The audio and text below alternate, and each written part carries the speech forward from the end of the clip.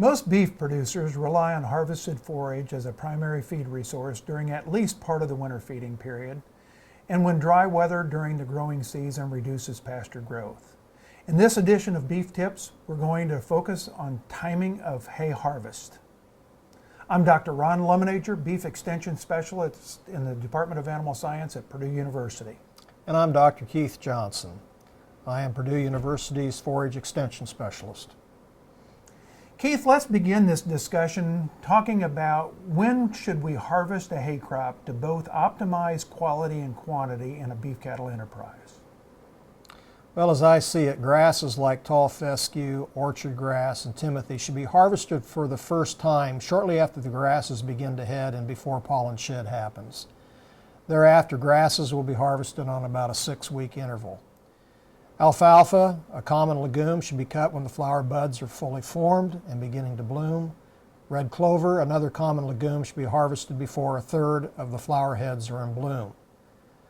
Flower formation in the spring at first harvest is not as good an indicator of when to harvest. Rather, we should be looking at the presence of crown buds as a better indicator. Grass legume mixtures should be complementary with one another. So we look at alfalfa and red clover really working well in a combination with a later to mature orchard grass or a low endophyte or novel endophyte tall fescue. And harvest is dictated by the legume component of that mixture. So, Keith, what's your recommendations for proper harvest moisture content of different types of hay packages? Well, certainly bale density and the size of the bale dictates the right targeted safe moisture level to begin baling. Small square bales should be less than 20% moisture, big round bales less than 18%, and big squares should be in the neighborhood of 16 or 17% moisture. What happens with moisture above those levels is they promote microorganism growth that can result in excessive heating within the bale. And in storage, the internal bale temperature should be less than 125 degrees Fahrenheit. But higher temperatures should be carefully monitored because high internal bale temperature can bind some of the protein to fiber, making some of it undigestible, produce molds, which further reduces the quality of the hay, and then we can possibly look at fire being a real concern with excessive heat. If harvested too dry, so we get down to less than 15% moisture, we're going to find that we can have extreme leaf loss occur. And this is particularly an issue with legumes where the leaves are the highest quality portion of the plant. I won't get into details today, but there are moisture probes that can be purchased and procedures using forced heated air small ovens, microwave ovens, or vortex dryers made with a hair dryer that can be used to determine hay moisture content. You know, Keith, unfortunately, Mother Nature plays a role in whether or not we can make a timely harvest of hay. Let's talk a little bit about how weather can impact hay harvest and ultimately hay quality, and especially with that first cutting.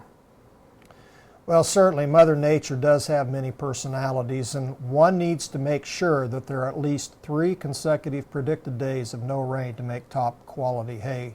We do want to make hay when the sun does shine. One cannot be successful in making quality hay only on the weekend.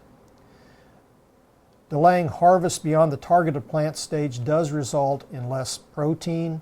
It results in more fiber, and that excess fiber results in less digestibility and a lesser dry matter intake by the consuming beef animal.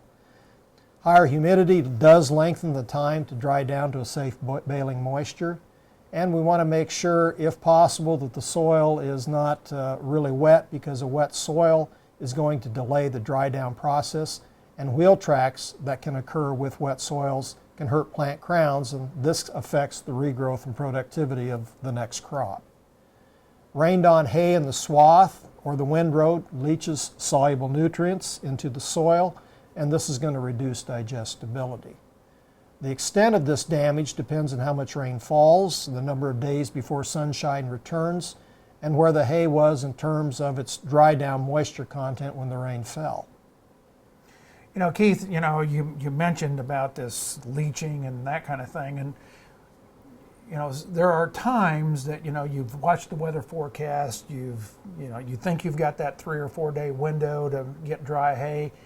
you're almost there, you're 2 or 3 hours away from that hay hitting your target moisture content, and the storm clouds are brewing in the west, and you have to make the decision, am I going to pull the trigger and am I going to start baling hay when it's a little bit too wet, or do I go ahead and just wait it out and hope that the rain doesn't fall too hard, too long, and that the sunshine comes back soon?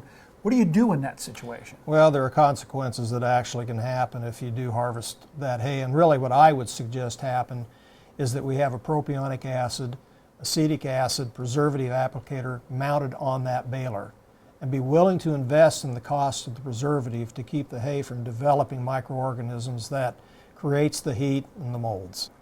In summary, the key take-home points are harvest at the correct stage of plant maturity to optimize forage quality, and baling at the correct moisture content to minimize heating or storage losses.